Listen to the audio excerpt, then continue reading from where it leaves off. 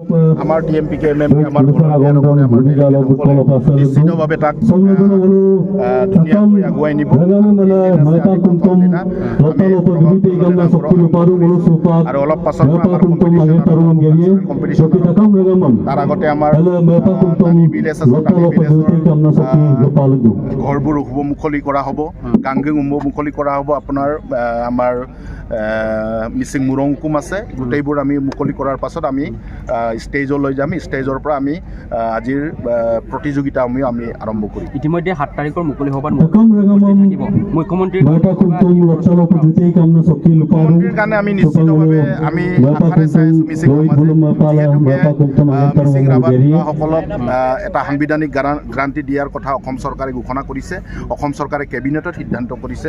চ' নিশ্চিতভাৱে মিচিং সমাজে আশাৰে চাই আছে যিখন চৰকাৰে আমাক আজি 70টা বছৰে কোনো কৰিব নোৱাৰা কাম এটা আজি মিচিং স্বায়ত্তশাসিত পৰিষদক সাংবিধানিক গ্ৰান্টি দিয়াৰ কথা অসম চৰকাৰে কেবিনেটত সিদ্ধান্ত কৰিছে।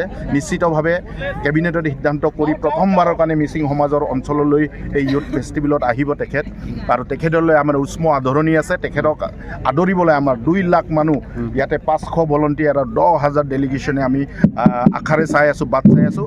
অহা 7 তাৰিখত নিশ্চিতভাৱে আমাৰ 2 লাখ মানুহ হোৱাৰ আমি নিশ্চিত কৰিব বিচাৰিছোঁ, আৰু আমি নিশ্চিতভাৱে 2 লাখ মানুহ আমি এখেতক আদৰিম।